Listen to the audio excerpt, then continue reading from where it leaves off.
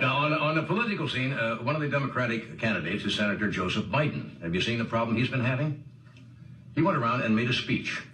And apparently, he quoted I think it was a British politician, took his speech and kind of paraphrased it as his own.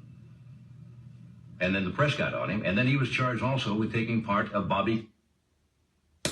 And Biden says, not to worry, he reassured his staff. He said, we have nothing to fear but fear itself.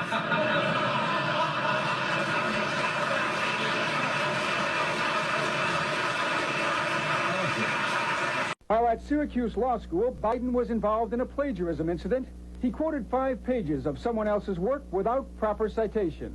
He was given an F, but appealed to the faculty and allowed to repeat the course. He got a B. This comes in the middle of another controversy about plagiarism in Biden's campaign speeches. Today, he dismissed charges that he routinely adopts phrases from other politicians' speeches, called it much ado about nothing. Essentially, Biden said, everyone does it. The notion that every thought or notion or idea you'd have to go back and find and attribute to someone, I think is, quite frankly, ludicrous. But to the political community in Washington, it all seems of a piece. Plagiarism at law school, plagiarism on the stump, for example. But this standard is not a measure of how we can evaluate the condition of our society. It cannot measure the health of our children, the quality of our education, the joy of their play. This is how it sounded when Robert Kennedy said those words in 1968. Yet the gross national product does not allow for the health of our children, the quality of their education, or the joy of their play. Biden gave Kennedy no credit. He has also quoted or paraphrased John Kennedy, Hubert Humphrey, and British Labour Party leader Neil Kinnock, all without credit. That our generation of Americans will pay any price, bear any burden, accept any challenge, and meet any hardship. President John Kennedy's inaugural, 1961. Biden's critics say he sells himself as a man whose words and visions can inspire a new generation in politics. But if the thoughts, phrases, and visions really belong to others, it's a form of false advertising. Robert Kennedy's friend and speechwriter. If what he did was to present Robert Kennedy's thoughts and statements and speeches as his own, then of course it's counterfeit. Yet the gross national product does not allow for the health of our children, the quality of their education, or the joy of their play.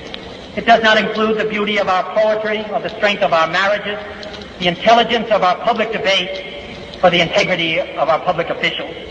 It measures neither our wit nor our courage, neither our wisdom nor our learning, neither our compassion nor our devotion to our country. It measures everything in short, except that which makes life worthwhile. And it can tell us everything about America, except why we are proud that we are Americans. And in Ronald Reagan's America, the standard has been wealth, economic success, and personal gain, the bottom line. But this standard is not a measure of how we can evaluate the condition of our society. It cannot measure the health of our children, the quality of our education, the joy of their play. It doesn't measure the beauty of our poetry, the strength of our marriages, the intelligence of our public debate, the integrity of our public official. It counts neither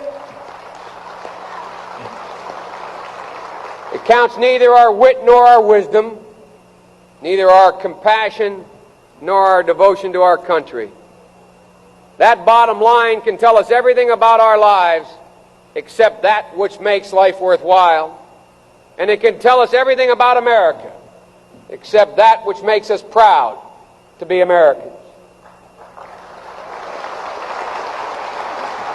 There is one less candidate in the race for the presidency tonight. Delaware Senator Joseph Biden dropped out of the hunt today, saying the disclosures about his plagiarism in law school and his exaggerations about his academic record made it impossible for him to continue.